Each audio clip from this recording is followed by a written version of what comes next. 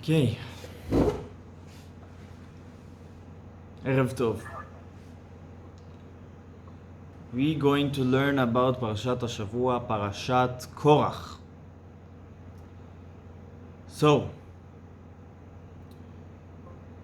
what is the story of our parasha? The story of our parasha is the story of Korach. Who was Korach?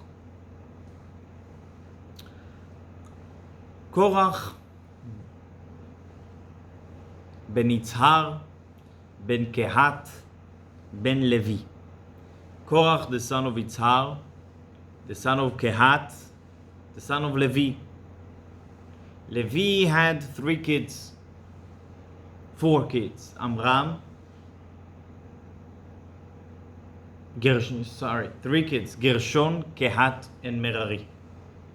Kehat was, we can call it, the most important kid. From him came the Kohanim, Moshe and Aharon. They all came from family of Kehat, and we learned in the previous parashot that the important work in the tabernacle was from the family of Kehat. Kehat had four kids: Amram, Yitzhar, Hebron, and Uziel. Amram, we know about three kids of Amram: Miriam, Moshe, and Aaron. Yitzhar had one kid that we know of. His name was Korach.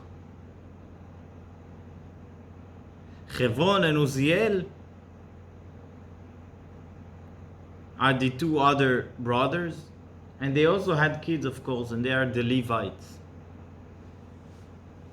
So Amram was first cousin of Moshe and Aaron, and he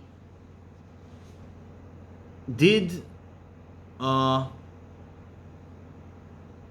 we call it, rebellion. Some kind of rebellion, we could call it. A question, a debate about the authority, about the power, about the monarchy of Jewish nation. Let's say first of all the story in general. Amram gathering the all important people of the Jewish nation. Again, we're learning a story that all the important people of Jewish nation, meaning righteous people, serious people, coming to Moshe and Aaron, telling him something here is not right. You, Moshe, are the leader, the king, and the prophet. Aaron, your brother, is the high priest. What does that mean? How come the two brothers ruling? If we go a little bit to understand what's happening with Korach, and this would be our shiur today to understand what really Korach said, but let's start from the most simple level. What Korach means. So we know that every tribe of the 12 tribes had a leader, and we know we learned about them for many times already, about the leaders of every tribe. And Moshe command that there is a leader of the Levites tribe. Who was the leader? Mishael ben Elitzaphan, no, something like that. Mishael ben Elitzaphan. Who was he? He was from the family, from the cousins of Moshe and Aaron, but he was the son of Uziel, the youngest brother from the four brothers. Moshe and Aaron was from the older brother. Amram was from the second. And the leader, Korach, was from the second brother. But the leader of the Levi's tribe was from the fourth. And that was the trigger for Amram. Amram said, okay, you from the oldest brother. Now, if we're choosing a leader to the tribe, it should be me, because I am the son of the second brother. That is, in a simple level, what Korach is saying. Something here is not right. You don't like me, so you're choosing whatever you... In other words, Korach start questioning the power of Moshe, the truthfulness of Moshe. Who said he's speaking with God? And as good politician, Korach need to have some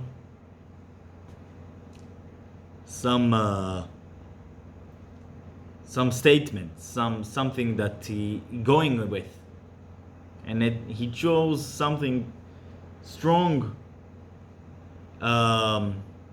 statement that it was working. If it was working then, and I'm sure it will work also right now. He said, all Jewish people are holy.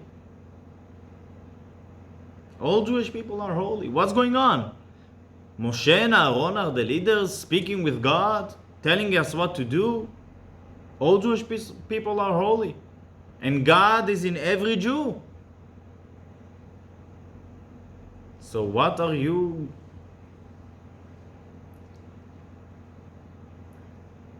This is what Korach is telling Moshe. Now I must add the Torah showing very strange. Korach coming to Moshe with all the important people of the Jewish nation, 250 people. And he telling Moshe, everybody is holy. Why are you so, why do you have such a power? Why everything is in your hand? What was the end of the story? Moshe not answering them. Moshe telling him, you know what? Let's go to, not to a debate, for a test. If I'm wrong or right. They're going to a test, and Moshe succeeding, and Korach going into the ground, and Moshe did not explain Korach what was his mistake. We don't find in the Torah the answer. This is the first thing that we need to understand. Maybe we can find in the story the answer of Moshe. But let's continue with the story. Moshe telling Korach, you know what? You're right. Let's do a test. If I'm right or wrong, come tomorrow. Let's, all the people that want to claim to be the high priest, he challenging Moshe, but he didn't say, I will be instead of Moshe, because he cannot say that. Moshe took the Jewish people from Egypt. Moshe gave the Jewish people the Torah, but he said, I will be instead of Aaron. Let's see what is the power of your decision. Because no one saw, they saw actually that God interacting with Aaron also, because Aaron was the high priest and he did the work in the Mishkan already. But they challenged it. Moshe telling them, let's all bring the Ktoret. What is the Ktoret? The Ktoret was one of the work that the Jewish people did in the tabernacle, in the Bet HaMikdash also. Every day, burning some drugs, some flowers, amazing smell. And Moshe telling them, this is a dangerous work. Only if you're holy, if you're the chosen one, you will be alive. If not, it's going to be a problem. How do they know? Because the two sons of Aaron died in the tabernacle. And we learned about it. And there was few opinions what they did. So Rashi explained here that was their problem. They light the fire, the work of the Ktoret. They did it even though that was not their job. and that's why they passed away. So Moshe telling them, you know what will be if God do not choosing you. And they said, we don't care. We will come tomorrow and we'll do the test. Okay? They coming the day after, and then everybody lighting, and of course many of them passing away. But there is another story here. There's more proofs that Moshe giving them, and we will not go into the all details. But Moshe also telling them that if God chose me and Aaron, the ground will open his mouth and will swallow you all. The ground will swallow you. That Moshe telling them. And after the story with the Ktoret, this is what happened. The ground opened its mouth and it swallowed Korach and all the people that were with him. Unbelievable. What interesting here, except the story, of course, that it's unbelievable. Moshe telling them the ground will open its mouth and will eat all the people. And then God telling Moshe, go back, and because I'm doing it. One of the commentaries of the Torah, the Ramban, telling us something amazing. This is the first time that God intervening in the story. Korach and the people coming to Moshe, challenging him. Moshe calling them for debate, telling them what to do, and then telling him the ground will swallow you all. What is your sources? I mean, Moshe, this is exactly what Korach telling you. Korach telling you that you are just making things up. And here you're doing it. The Torah telling us clearly, Moshe did not ask God, what will I do with them? And God telling them, no. Moshe telling them, if you will do such a thing, you will challenge me, and everything, the ground will swallow you up. And then God afterwards telling him, go back because I'm going to swallow them up. So, it's very interesting fact.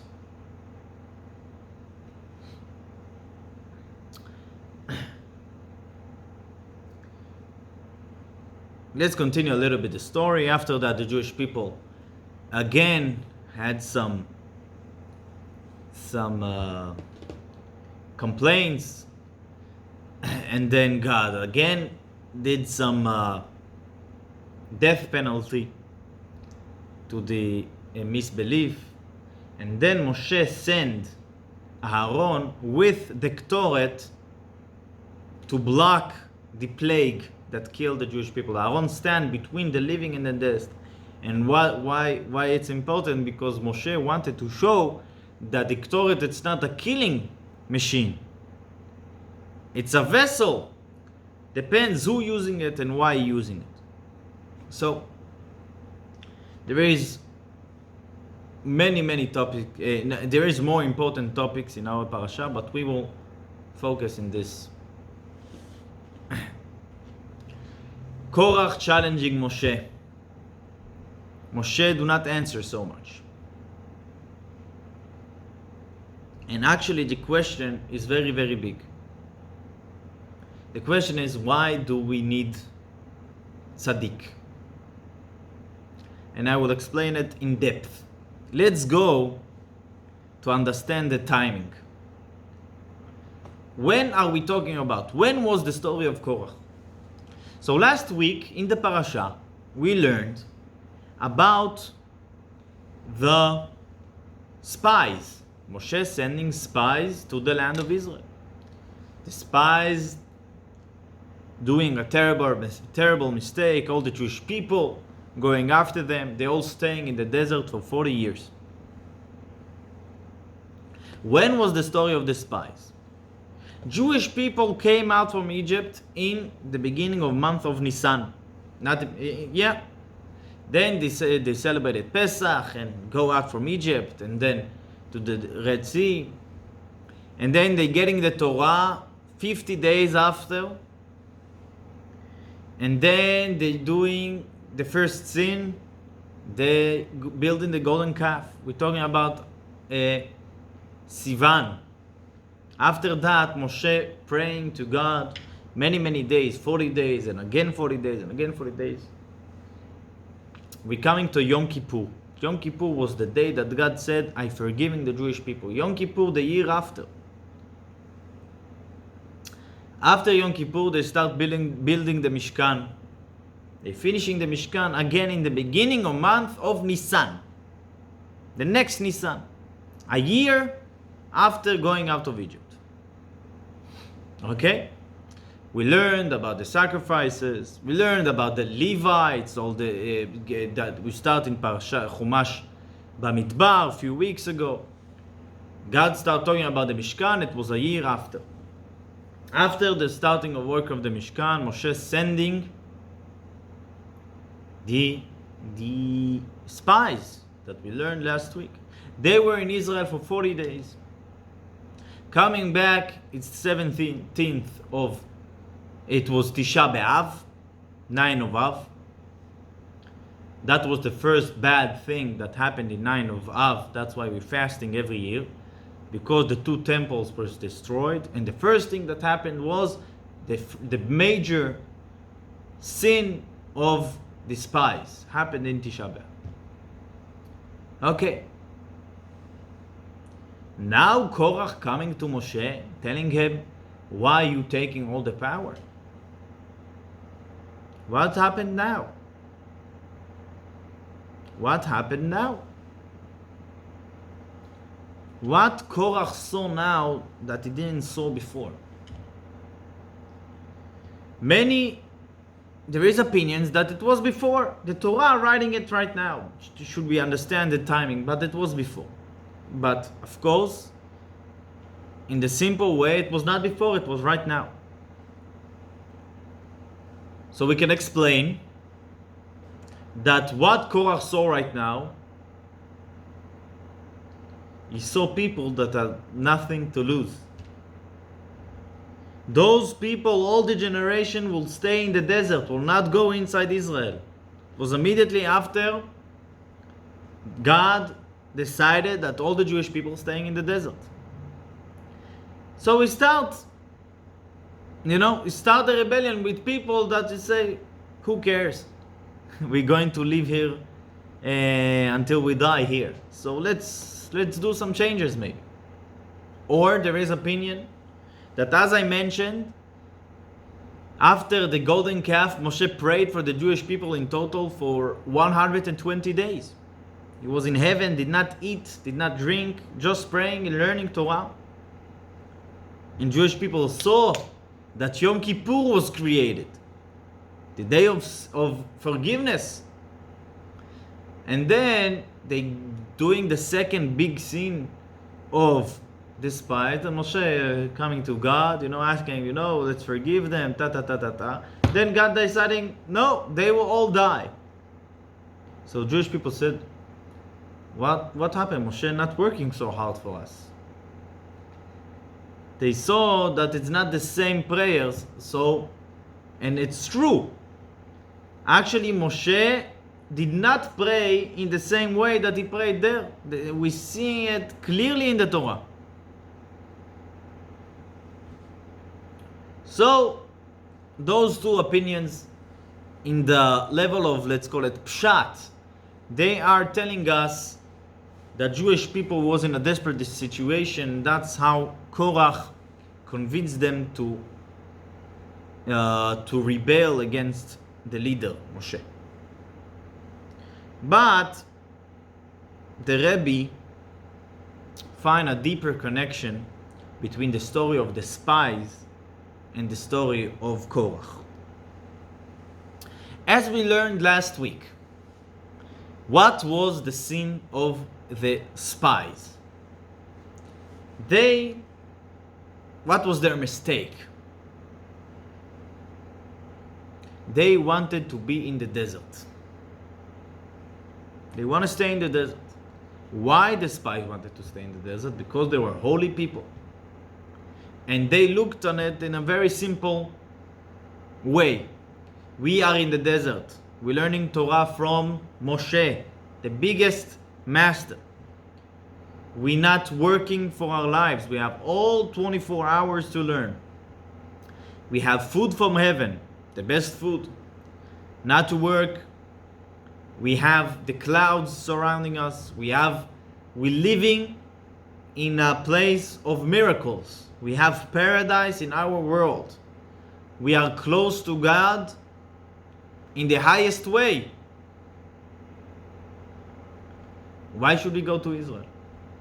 Why should we go inside Israel to start working, to start being disconnected from God for a few hours a day at least? We need to go inside Israel to work, to earn money, to live, to go to vacation after working. It's all taking time, taking important time from our lives that we can be connected to God. So they want to stay in the desert. In other words, we can say it in other words that will be maybe a little bit clearer. They prefer to learn Torah, not to do mitzvot. Learning Torah, it means that I'm closing myself in a room with the books, maybe some infusia to stay alive, some food. I learn all day. Connected to God. Learning is connecting to God. Moshe telling them it's not true. God telling them it's not true. Because the world was created that people will do mitzvot. The world was created that people will use the physical world to do mitzvot. Even not only to do mitzvot. What does that mean? To go to work in the field and not to steal, to believe in God, to make God's name bigger. This is the purpose of creation. You cannot stay in the desert. You're not impacting anything. You're in one place. Moshe telling them, all the purpose of learning is to do mitzvot. And that was such a big sin that they all deserve to stay in the desert and die there. That was the story of the spies. Okay? Korach was part of the Jewish nation. He learned a new lesson. Learning Torah is important, but it's not the big issue. In other words, spirituality is not the core, is not the most important thing. Physical Torah and mitzvot, in a physical way, this is the most important thing. And then Korach now having a question. He coming to Moshe and telling them simple thing. Moshe, you are holy. You are the prophet. You're learning Torah from God himself. No one argue with that. But this is not the most important thing. The most important thing is to do mitzvot. What is the difference between your tefillin and my tefillin? We both doing what God wants. How come there is such a major difference between Jews? There should not be such a major difference between Jews, because the purpose is action. And in action, we all the same. We all doing what God wants. So what is the purpose of your holiness? What is the You know what? You are holy, so what? Meaning the challenge of Korach was after he know the holiness. And he asking, in other words, we can ask what his question, what is the purpose of tzaddik? What is the purpose of tzaddik? We all Jews. We all holy. We all doing what God wants. So you can talk with God. So what? That thing he challenged. We finding just a little bit background. We finding in the Talmud, and if we look closely, also in the Torah itself, already the power of tzaddik. There is many example. I would say we will start with one. Rivka having 2 kids. Rivka, the wife of Yitzchak. She is pregnant after praying, after waiting for 20 years. But she feeling strange feelings in her belly. What she do? She's not going to the clinic. She's going to speak with God. That's what the Torah said. Not to speak, to ask God. And Rashi explaining, she did not go to ask God. You don't need to go to ask God. So she was going to a person. The tzaddik. Who was the tzaddik? The son of Noach, Shem. And Shem told her, you have twins. You have one is righteous, one is not righteous. Yaakov and Esav.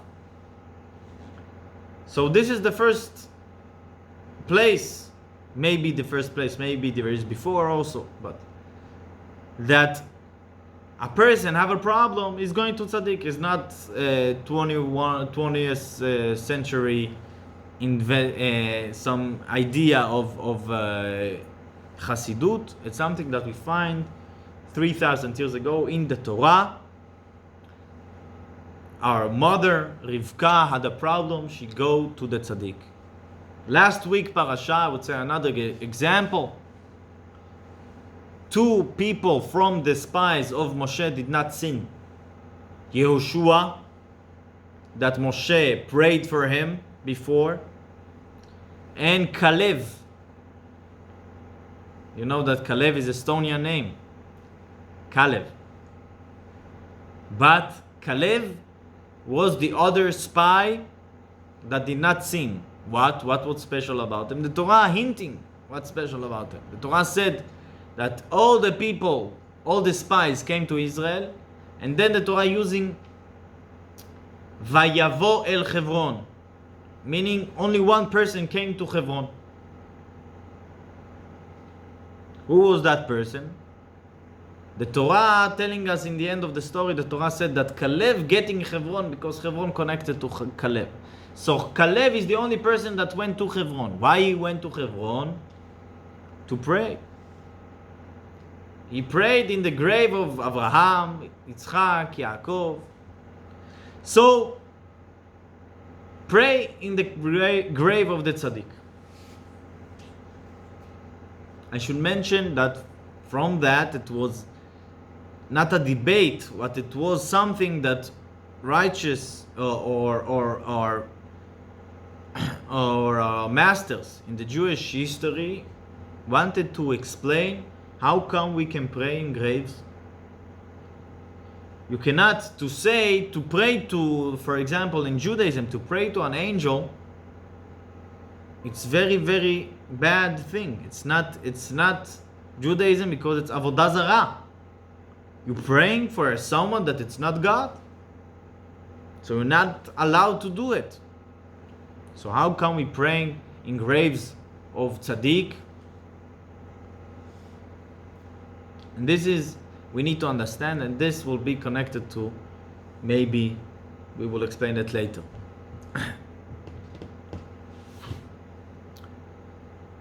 So what I wanted to say in this, in the last few minutes, is that the Torah very clearly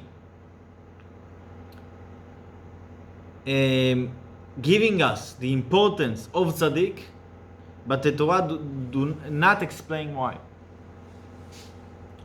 Just hinting. One of the things that the Gemara, the Talmud, said about tzaddik is that tzaddik gozer ve'akadosh baruch hu mekayem. The tzaddik, the righteous, the holy, commanding and God doing. This is from the Talmud. It's not from the Baal Shem Tov. It's from the Talmud.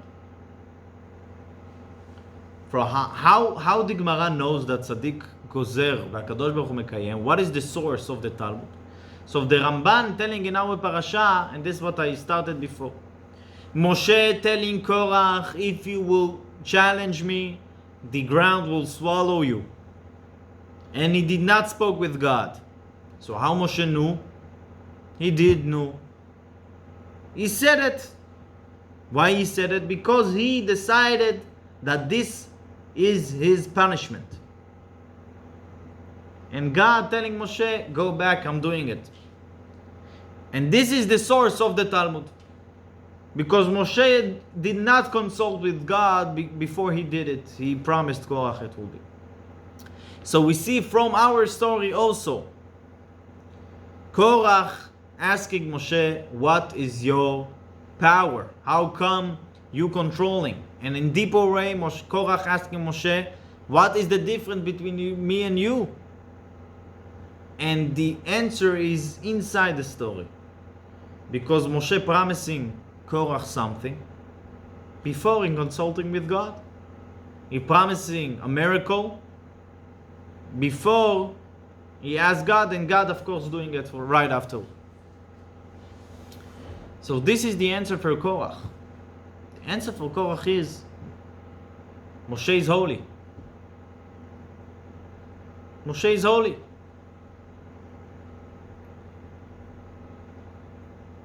Why all the power is in the hands of Moshe? Because he is holy. This is the answer in the simple level. And what is the proof that he is holy? Because he telling God, open the ground and swallow them, and he doing it. But this is answering only in the simple level. Because if we learned in the deeper way, Korach asking Moshe, I know that you are holy, but this is not the most important thing. The most important thing is mitzvot. In mitzvot we're all the same. So how come you're the leader because you're holy? What is the truthful purpose of the holiness? The purpose is not to stay in the desert. The purpose is to go inside Israel, to do mitzvot. When we all going to Israel, no difference between the holy and the regular. We all going into the field, we're working. So what's the difference?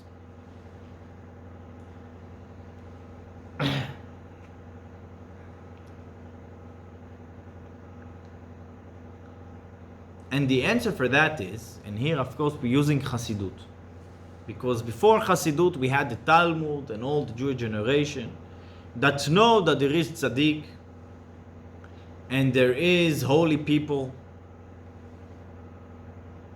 It was a fact. And if you had a problem, you can go to the Holy One and he will help you.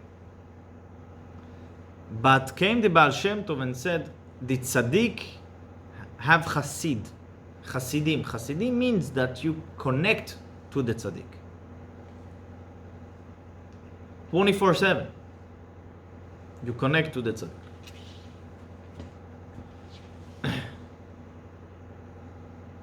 The explanation of the purpose of tzaddikim is why we need tzaddikim. What's so important in tzaddikim? It's very simple to understand. It's the same reason that God doing miracle.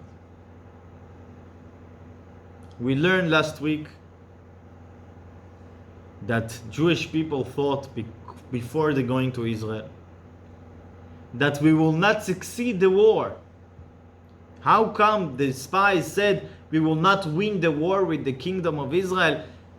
Just 5 minutes ago you won Egypt, you split the sea, you eating the man, and you think you will not win the war with Israel? What you don't understand? And we explained that they said something very simple.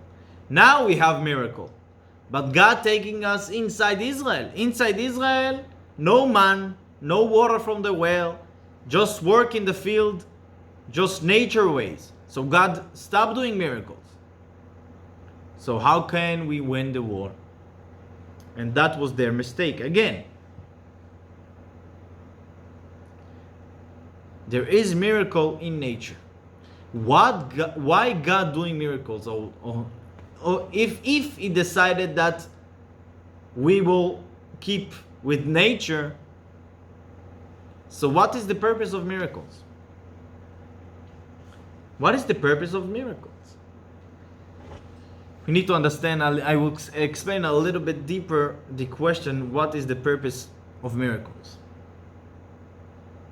If we thinking that God letting nature go, meaning letting nature to do what it do, and if there is problem, He's intervening, and this is miracles, and this is how we can say the non-Jews feel about miracles. So we don't have questions.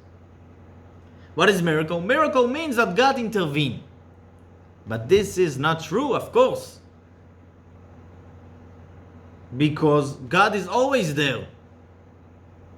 God doing the nature the same thing that He's doing the miracle. Nothing is coincidence. So what is the purpose of miracle? If you're doing the nature, why you need to come to a situation that you will do miracle? What's going on? And the answer is that miracles exist, that people will be a little bit easier to believe in God. This is the whole story. God do not must, of course, not must to do miracles, not must to do nature. He wants that people will believe in Him in the land of Israel, in the world, the physical world, the material world. They will work, they will earn their money, they will work hard, they will have hard time to believe in Him. From time to time, He's sending them miracles that should be a little bit easier. This is the whole story. And this is the same thing with tzaddik. Tzaddik is a person that you coming to him and you see miracle. You see a person absolutely physical, is not angel, he was born. Sometimes they have even kids. But he is absolute miracle. What does that mean? And here we're coming to the question that I asked before. I asked before, how come we can pray to tzaddik? We come into a grave, we're opening the siddur, and we're talking about believers. Not talking about people that do not believe. People that believers, and come into siddur and pray for this Rabbi, that he should help us. What does that mean? There is God. And according to the Jewish law, it's not allowed to pray for an angel. It's not allowed. And the answer for that is, and this is maybe also the explanation, how we can recognize tzaddik. How we can recognize holy person. What makes a person holy? There is righteous, there is holy. What makes a person holy? What makes a person holy is we can, I would say, story. There is many stories that showing proofs about rabbis that they were holy. What is the proof? That they did miracles. But this is not what making them holy. Not making them holy. I would say an episode that maybe I would say 2 episodes. You know what? I would say 1. In the end, maybe I will say it. One time, the Rebbe was a kid. He was growing up in Nikolaev. It's a city in the Ukraine. His grandfather was the rabbi there. Afterwards, his uncle was the rabbi. And the Rebbe was a kid, and in the Ukraine, in summer, it's hot. I said this story probably once. And the Rebbe was going in the street. I think it was near the water, the river. There is river in Nikolaev, I think. And no, there's no. I think it's on the sea. It's not. It's on the sea. On the Black Sea, I think. Ah. Yeah, but Okay. it doesn't matter. But Yeah, he was going near the water. Okay. And it was hot. And he was going with his mother. His mother telling this story. He going in the street. And a person that this is the grandson of the rabbi with the daughter of the rabbi of the city a Jew coming to him and telling him. The Rebbe was going with the hat. Was a kid. Talking about 110 years ago.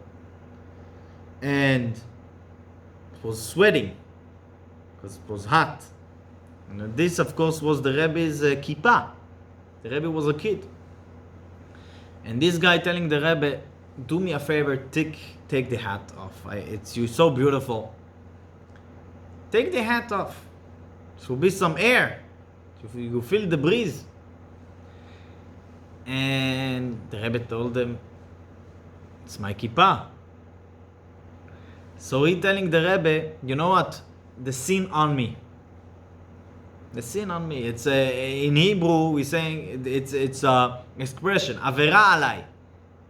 If they will punish you, I'm telling you, I'm asking they will punish me for this. Meaning, and the Rebbe instinctively, yes, immediately answering him. What's the difference? As a kid, what's the difference? What does that mean? The Rebbe telling him, what's the difference if I'm doing the sin or you doing the sin? Yeah? This is the answer. It's not only a clever answer, it's a truthful answer. Meaning, the Rebbe looked at the sin not as, it's a bad thing to do, or I will get a reward from this, from doing mitzvah, get a punishment for sin. Sin is something that is opposite the will of God. Why do I care if I'm doing something that's opposite of the will of God or you doing? It's the same problem. Yeah, the Rebbe had one purpose, that the will of God shall be fulfilled. Who cares if I'm fulfilling, you're fulfilling? Who cares who's doing the sin? The opposite of the will of God. This should not happen. And it doesn't matter if I'm doing it or you're doing it. And we're talking the Rebbe about as a kid. It means holiness. What does that mean? It means this answer coming from the soul directly. It's not coming from understanding even. It's coming from the soul. This is answer of the soul. If you would ask the soul to do something, this would be the answer. Who cares who's doing it?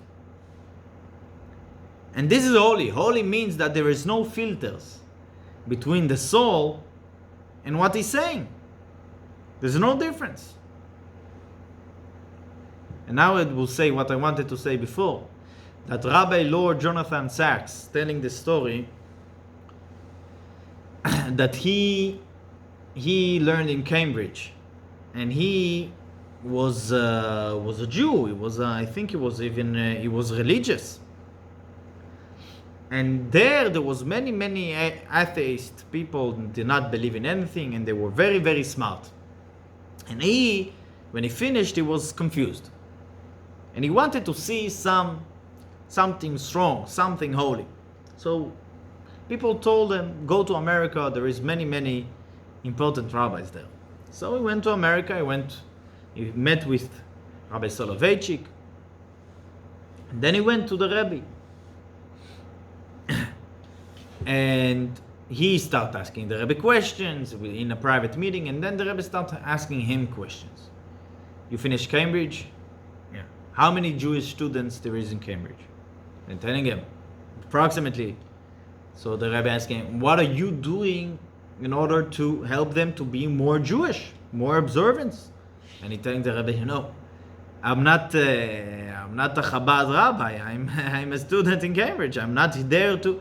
And the Rebbe did not. He told the Rebbe, if I'm not mistaken, I'm not in that position. So the Rebbe telling him, why you're not in that position? Because you did not put yourself in that position. You're putting yourself in that position, and you're in that position. And he telling that there he did not saw only smartness, geniuses. He saw holiness. The people in Cambridge were smart.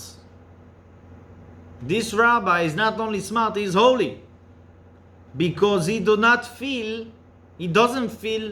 any self-feeling. He feeling selfness. He feeling the soul. Only the soul, only the purpose, only what you can do.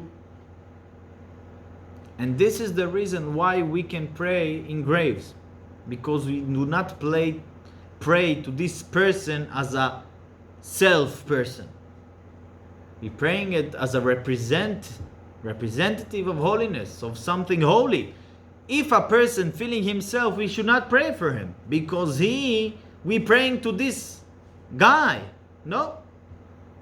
Holy person is a person that do not feel himself. He is all feeling is godliness, truthful godliness. Not he telling himself that my will is God's will. No.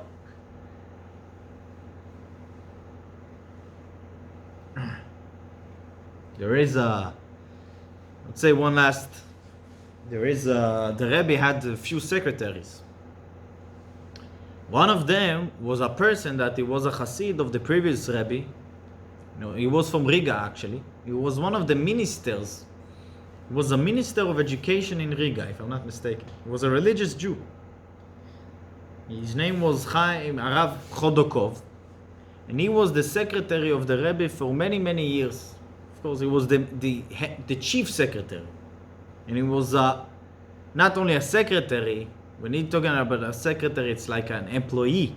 The secretaries of the Rebbe were Chassid secretary, so they were secretaries, but they stayed amazing followers of the Rebbe, believers. And he once said that he started to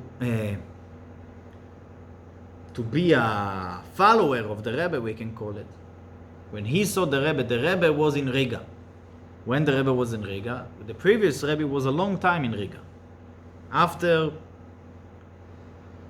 I would say a little bit history. We have 48 minutes, so I would say, in short, in 1927, the previous Rebbe got arrested in communist Russia, and he was sentenced to death.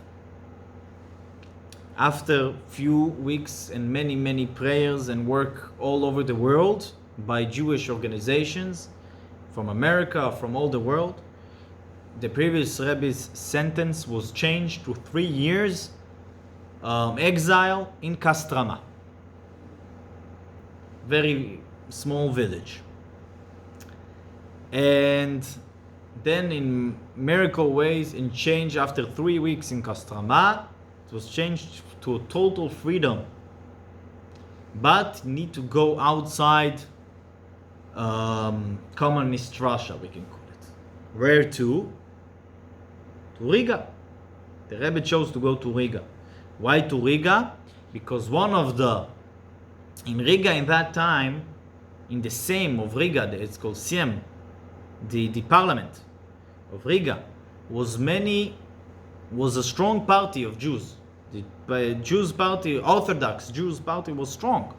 And one of the parliament his name was Mordechai Dubin, Rabbi Mordechai Dubin. He was an Orthodox Jew with black beard. He was a rich person. Actually, last week was here in Tallinn a guest from Dagva Palace. How you say it in Dagwa Palace? How you say it, this city? Dagva Palace? No, it was from Jurmala. He was from Jurmala.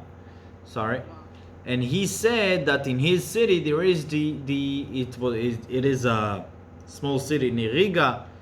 You know maybe more than me. This is a place that many people from Russia also and from Riga going to vacation. The summer houses. And the summer house of Mordechai Dubin is still there.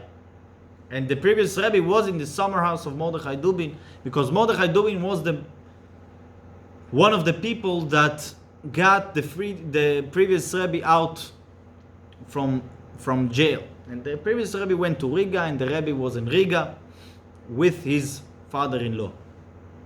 And what is the story? That the secretary of the Rebbe was one of the Hasidim that took care of the previous Rebbe and the Rebbe in Riga. As I said, he was a minister. And he saw the Rebbe once after Havdalah. Havdalah we're doing in Motzai Shabbat, in the end of Shabbat. We're doing Havdalah. After Havdalah, some communities saying, as a beginning of the new week starting, we're saying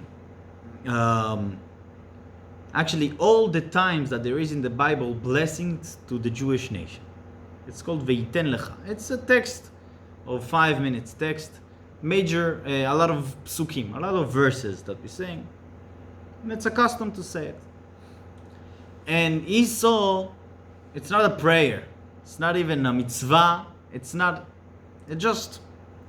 and he's saying that they did Havdalah in the house of the previous Rebbe. Of course, the Rebbe was there. And then he's seeing that the Rebbe opening the Siddur and start saying the verses, the Ve'iten Lecha, the psukim that we're saying after Havdalah.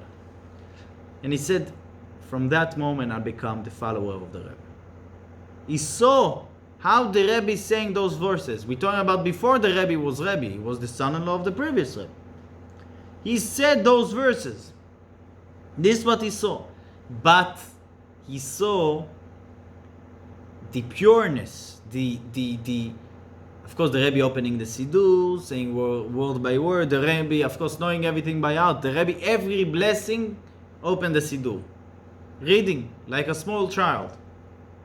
And this pureness that took this Chassid. For now, we can go to the answer from this. Maybe we can go to the explanation. What was Korach mistake? Korach telling we all doing mitzvot. You are holy. But what is your specialty? We are all doing mitzvot. But this is not the purpose. The purpose is, the purpose is not to be holy. The purpose is to do mitzvot, and we're all doing it. So, the mistake is that there is people that are holy. Holy people, they are representative of God Himself in the world, like miracles. And this is exactly their purpose. Their purpose is to influence others. Their purpose is to be leaders. Their purpose is to show people that there is holiness in the world, like miracles. And this is exactly their purpose. It's not, you cannot say we're all doing mitzvot, because it's true that we're all doing mitzvot. But there is people that they are holy, they're representative of God Himself, and that's why you should follow them. You should not rebel. You should follow them because they're not representing themselves. They're representing God. And we as people have a problem with representing God all the time and to feeling the feelings of God. That's why we have holy people, and we need to be connected to them. This, of course, it's all connected also to next week, Sunday next week. There is the Yortzeit. the day of the year of the Rebbe's passing. And this is it. We should all know that the Rebbe is a person that his purpose was to influence everybody that he could. And that's what he did, because his soul was not a private soul. The Rebbe was a leader for 40, in his life, for 42 years, and did not took a vacation once, literally, did not go to one day vacation. And I have my wife's uncle, just an episode that it's not even a major story in our community, but it's just an episode. My uncle was born in the Jewish year, it's 5738. I'm not sure. It's how many years? 40 something years ago. Now it's 81, 38. And he was born in the month of Tishrei. In the end of the month of Tishrei, in that year, the Rebbe, in Simchat Torah, had a major heart attack. Something unbelievable. And the Rebbe was ill for a few months. And my wife's grandfather sent a letter of the Rebbe telling him before Simchat Torah that he had a son. And the answer that the Rebbe signed in his hand was from the day after Simchat Torah. The Rebbe answered, he was in his room in heart attack. But I'm just an example. The Rebbe was dedicated to every person. It was not limited. We can say stories from today until next year. But I will say one last story. The Rebbe, everyone wrote to the Rebbe letters. That is part of the connection that the follower or every Jew that wanted. The Rebbe did not answer everything because the Rebbe did not have time to answer everything. We can imagine. We can see there is a video that the post office of New York, the head of the post office, coming to the Rebbe and telling him that in the last weeks you got letters more than the President of the United States. So the Rebbe did not answer everything. But there is a story that one kid was, if I'm not mistaken, 12 years old. How you say? A girl. She was 12 years old. And she wanted to give the Rebbe a blessing. What she wanted to bless the Rebbe? That the Rebbe would have children. But she didn't want to write clearly in the letter, I'm blessing you, Rebbe, that you will have kids. She didn't feel that comfortable doing it. What she did. There is in Judaism, there is alphabet, of course. But there is alphabet that it's called Ktav Mezuzah. Mezuzah writing. What is that? It's writing all the letters, but a letter after. Letter after. For example, my name is Michi. It's Mem Yud Chaf Yud. So I'm writing Nun Chaf Mem. After the letter after Mem, it's Nun. After Yud is Chaf. After Chaf, it's Lamed, and again Chaf. So this is a way of writing in here. So she decided to write almost like that to the Rebbe. She writes the letter before. So on the end of her letter, there is a bunch of letters. You cannot understand the word. And their letters saying in this type of writing that she invented, letter before, I'm blessing the Rebbe to have kids in Hebrew. Okay? She didn't get answer right away. It took a few months. If I'm not mistaken, it was a few months. And then she getting an answer. And the Rebbe answering, she of course wrote a letter with things, and the Rebbe giving her, answering her. And in the end of the letter, there is letters. And then there is Toda al habracha in the same way that she wrote to the Rebbe. The bracha, the Rebbe answering her, thank you for the blessing. And there is actually, we have a picture, it was published not long ago, many years after it was published, they found how the Rebbe adding in his handwriting her to answer her, and the Rebbe writing bunch of letters, and the Rebbe erase one way and change it that it will be exactly how she did. The Rebbe wrote in the beginning like mezuzah writing, the letter after, and then he changed it to a letter before. What telling us this story? The Rebbe getting, we cannot explain how many letters. And the Rebbe answering, we cannot explain how many letters. We have 40 books of answers that the Rebbe answered, and only the one that you can publish, because many are private. And those 40 books are only 25 years. We have another 20 years. So we cannot understand how much was that was the Rebbe's work. And the Rebbe saw a letter from a girl that 12 years old. And the Rebbe opening the letter and he reading the letter. And he saw many words. What the Rebbe doing? Trying to understand what she meaning. This is the point of the story, in my opinion.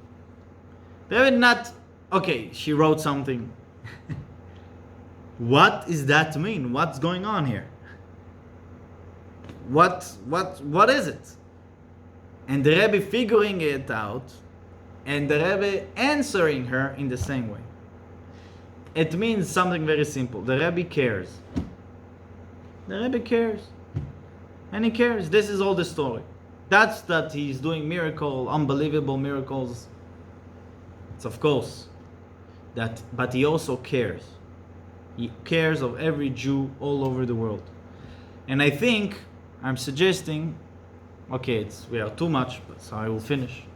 I'm suggesting that we all, and it's very simple to do, write a letter and we send it to the grave of the Rebbe. There is a email address, and we will do it. We can do it tomorrow. We can do it today. It's the best thing to do on Sunday.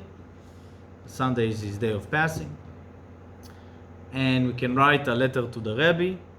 We can write everything that we want. No one reading that.